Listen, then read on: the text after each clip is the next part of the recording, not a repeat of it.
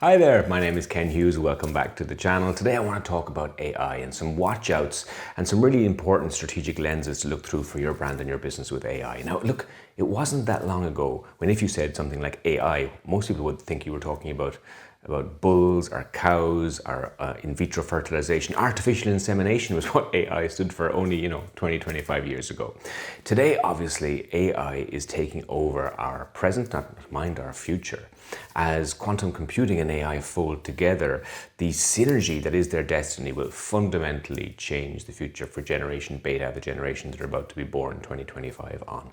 They're going to grow up in a fully integrated AI world, as we all are as well. So I thought I'd make a video about what are the watch outs for your brand? What should you be doing about AI right now? Because often, if you think back to the early 2000s, there was lots of brands and businesses that had websites, but they weren't really sure what their websites should be doing.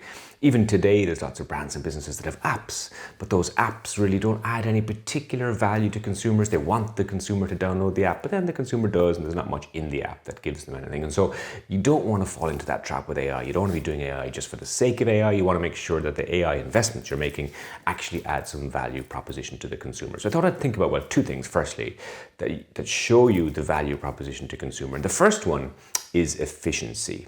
Of course, AI eats process and procedure for breakfast. Have a look at this. This is in China. This is valet parking, the fold over of robotics and AI, ensuring that the cars can be parked faster, more efficiently than any human could ever do. So this is a really good use of AI, where AI is running the procedure, running the process, and then you can free up the human resource to do what humans are better at. And so this is efficiency at work, and I think we need to all have a look at our processes, our procedures, and see what we can do with efficiency. And here's another great example: healthcare. The cancer research, when you're trying to target the drug that you prescribe to a cancer patient, you obviously look at their tumor. And in the past, it was quite a bulky DNA RNA sequencing method. And the end drug that we prescribed would be kind of an average drug that might target your tumor, but it wasn't specific. Whereas, of course, today with AI and again a bit of quantum computing, we can do multiple single cell RNA analysis on a tumor, and therefore the prescribed drug can be much more targeted specifically to the cells that make up your tumor as a patient. And so literally AI is saving lives. That is what data and AI can do. The scale of it can be impressive. And so I think what you need to look at in your business is, well, what data do we currently have that we could apply AI to and actually make a difference with the value proposition of the customer? And we all do. We all have huge CRM and data silos, but we do very little individualization and personalization with that data. So my challenge to you is have a look at the data you already have, use AI, set it free on that data to actually really mine it and start process and procedure and efficiency hunting within that silo to make a difference. Now, the second thing which AI is magnificent at, if you get it right, is connection. So we can have efficiency with AI, but we also, to be human is to be empathetic. And so where are the points where we can actually empathize, where we can bring empathy through the customer journey, through the customer experience by using AI? And this is a wonderful story. I met a CEO of a large hospital group recently, and he was telling me they had made a huge investment in AI in terms of a speech to text system. So when you go to the doctor, usually you go in and the doctor is there listening to what you have to say, but they're charting, they're tappy, tappy, tappy, tappy, or they're writing, and they're not looking at you in the eye. They're continuously filling out, okay, yes, what, okay. They're listening to the symptoms, but their eyes are on the screen. And as a patient, that makes you feel quite vulnerable. You're already vulnerable going in there. There's something wrong with you. That's why you're going to the doctor. And so you don't really feel listened to or heard or cared, because it all seems to be a procedure and process. And right, yeah. And so what they did is that simple speech to chart system they've installed means the doctor can now sit there, listen to you. So he and her can listen to what you're saying. They can keep eye contact all the way through the 15-minute consultation.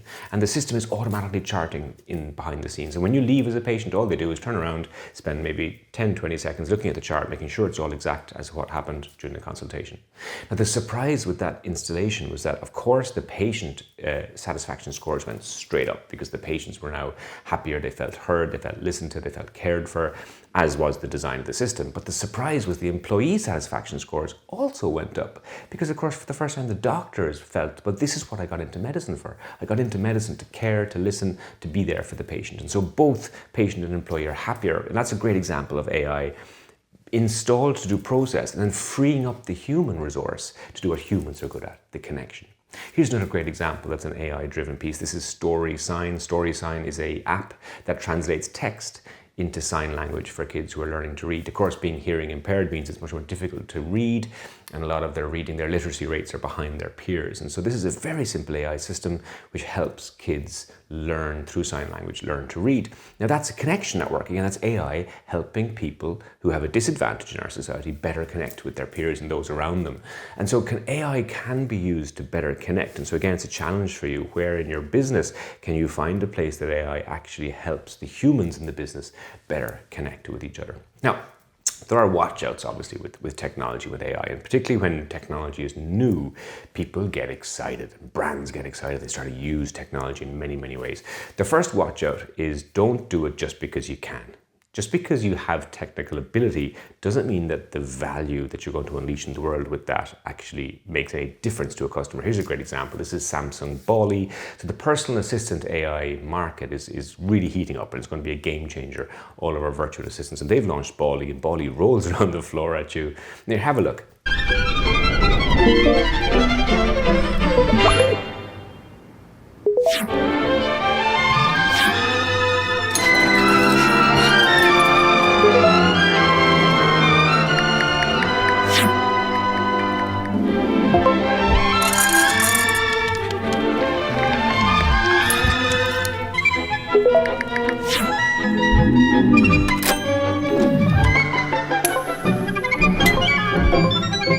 So when you think about that, like the added value to your daily life, I look at this, I think that's the most ridiculous thing I've ever seen. Now look, I may be wrong, and maybe in a year's time I look back on this video and think, oh my God, I got it wrong, Bali took over the world.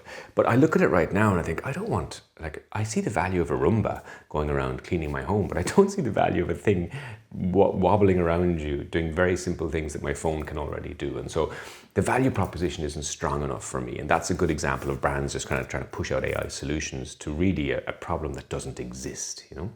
And here's another example. I was sharing a keynote stage with a speaker I really respect, and he put up this example recently, and I thought, I don't agree with you, because he was putting up a wonderful AI example, and it's this one, it's Bricket. Bricket is a very simple app that takes the Lego that you have, scans the bricks, and then suggests things that you could make with those bricks, and gives you the instructions literally step by step to build them.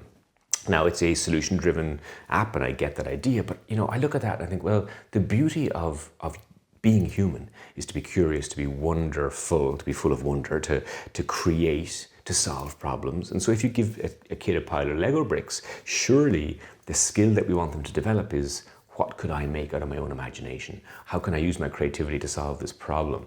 Whereas here what we're doing is giving them technology to basically say, here's the bricks, here's what you're going to make, here's the steps to do it. So we've taken away problem solving, we've taken away imagination and creativity, so we're using the technology and we're dumbing down those skills. So for Gen Beta, do we really want to dumb down creativity? And this is a wonderful quote that came out from a writer recently, and that really sums it up, doesn't it? I want AI to do the hard stuff. I want the good stuff for me. I want the art, the writing, the creativity for me. I don't want to give up that. I want AI to do process procedure, but don't let it erode creativity. And that's a watch out for us at a societal level here, that AI doesn't get to dumb down those problem solving skills. And it's a concern I do have as the next generation grow up. In the super AI tech world, are we going to dumb down imagination, creativity, problem solving when people rely on the tech too much? It's a fair point. And tech, again, isn't always the answer. Look at this. Do you want to go get a massage from this robot? I mean, physically, the massage would be similar to a therapist, but there's no connection, there's no empathy, there's no human energy, spiritual, essence to this. I don't particularly want to be pounded by a piece of machinery. Until next time, I'm Ken Hughes.